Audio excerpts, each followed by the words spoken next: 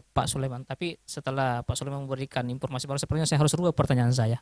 Kalau misalnya orang sudah tahu bahwa eh, misalnya bangun rumah merusak ini, gitu kan? Bukan bangun rumah ya, artinya bangun rumah dengan melanggar aturan itu ya. Kemudian yang tadinya orang karena kebijakan ini yang tadinya orang nyawah dari jam 9 pagi ke jam 12 masih bisa, sekarang malah sudah jam 9 pulang gitu kan. Dampaknya sudah luar biasa. Pak Sulaiman, mengapa orang masih melanggar kebijakan ini? Mengapa orang masih mengambil kebijakan-kebijakan yang malah tambah merusak alam seperti itu? Silakan Pak. Mungkin ada informasi. Mungkin ada informasi, silahkan diberikan. Makasih Pak.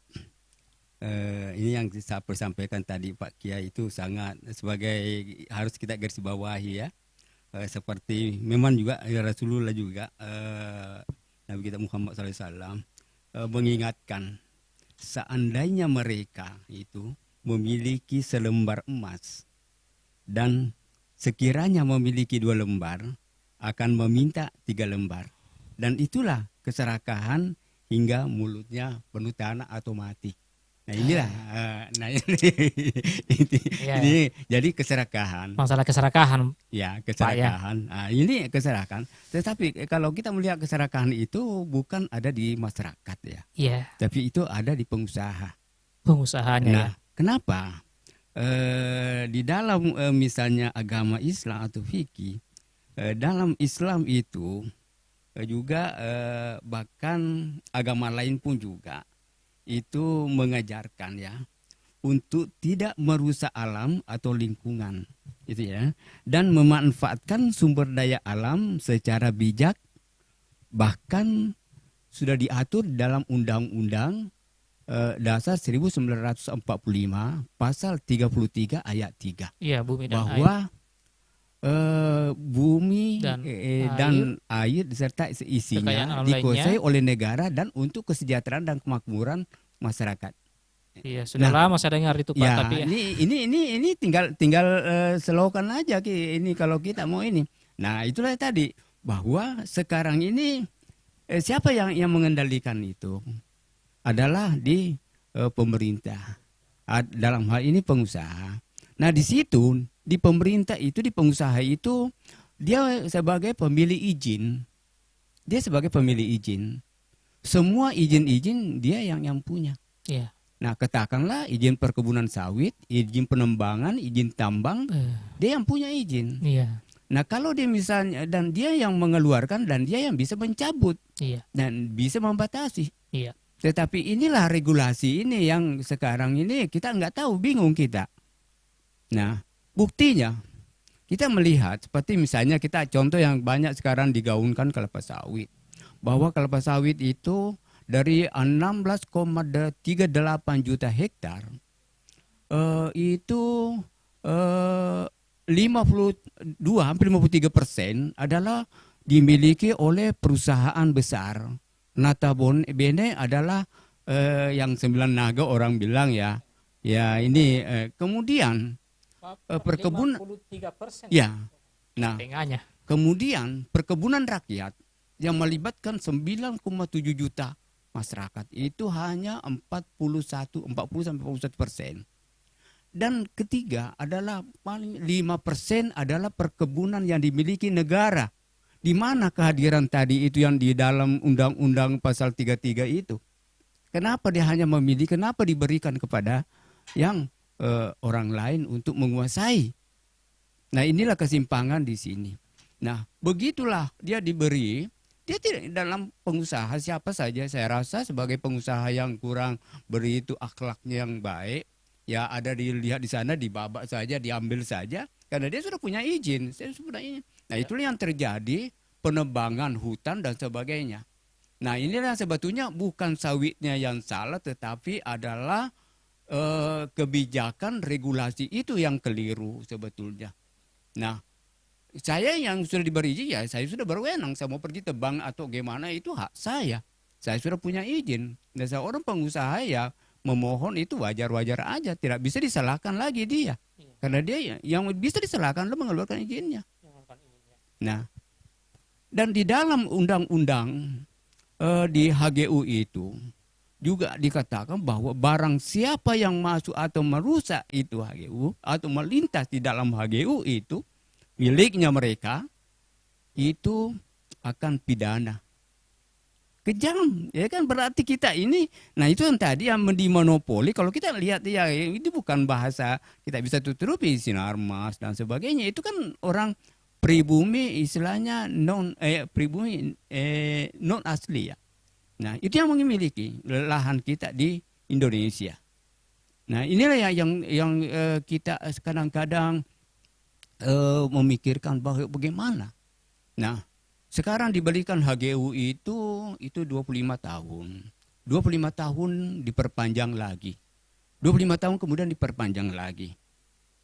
Nah, semestinya di situ pemerintah melihat juga bahwa dari segi ekonomi kita ini sangat terpuruk ya. Seperti sampaikan tadi Pak Prof, keterbelakangan misalnya pendidikan, tenaga kerja kita juga tidak bisa tersalurkan semua dari perguruan-perguruan.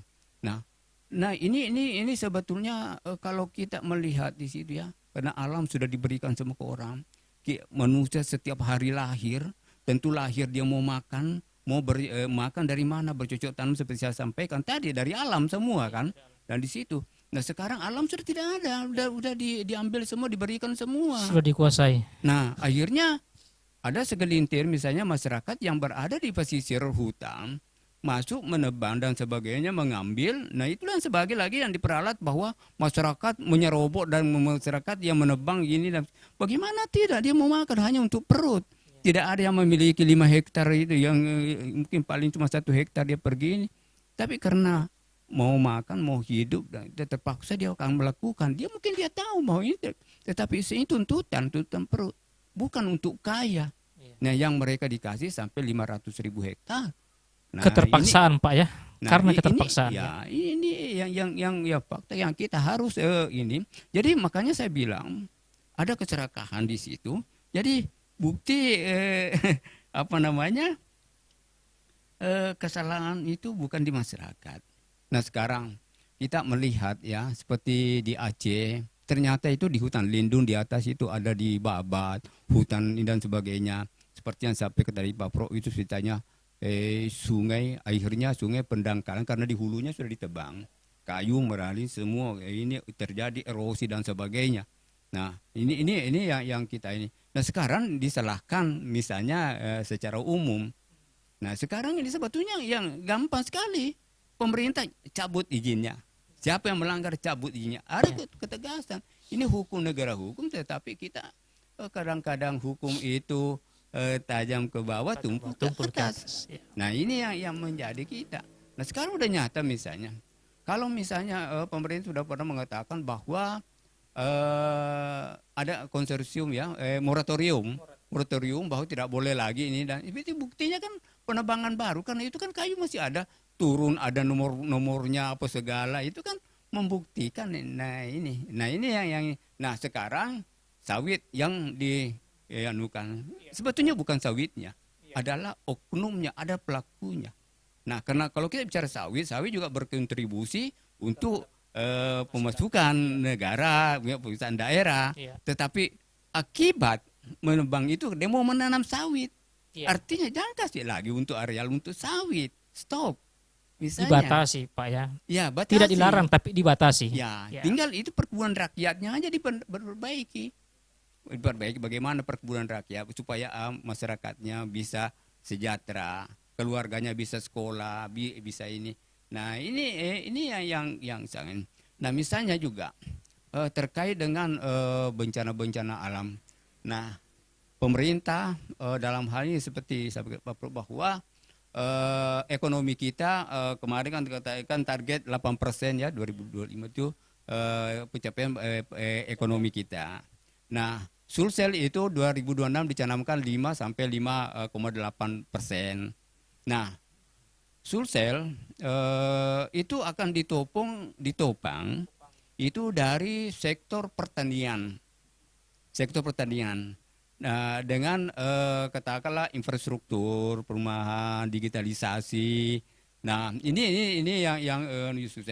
Nah, kalau di pertanian yang diandalkan karena Pak Sulsel itu merencanakan 200.000 hektar ya untuk sektor pertanian karena dia ini. Nah, tetapi kalau alam terjadi bencana dan sebagainya, ini berarti ini kan rawan ya. Nah ini yang nah ini harus diantisipasi baik. Jadi kembali lagi ke alam. Kalau di hulu dirusak dan sebagainya, mungkin yang tadinya bagus-bagus, bisa saja dia habis semua. Nah ini yang memang perlu kita harus secara cermat, pemerintah harus melihat bagaimana kebijakan-kebijakan ini bisa berpihak untuk kesejahteraan masyarakat. Nah ini yang perlu memang diperhatikan sekali. Seperti yang tadi itu kita lihat di mana-mana seluruh Indonesia. Sudah tadi di televisi Jakarta apa segala itu aja dari Bogor di atas sudah habis semua di hutan-hutan, sudah dari Jawa Barat sudah habis semua, dari Tangerang habis semua, larinya ke situ. Nah ini akan melumpuhkan sektor perekonomian kita. Nah siapa yang rugi? Semuanya kan. Jadi pengusaha, masyarakat, warung-warung kecil dan sebagainya semua ini. Nah inilah, dan tidak menutup kemungkinan itu akan timbul inflasi ya. Inflasi misalnya inflasi kita yang sekarang sudah katakan sudah agak baik-baik, ya bisa saja terjadi ini karena misalnya daya beli dan sebagainya, bahan mahal, transportasi susah dan sebagainya, bisa terjadi. Nah ini dampak daripada alam. Ya. Nah ini yang secara ini. Boleh. Ya, saya rasa itu. Ya.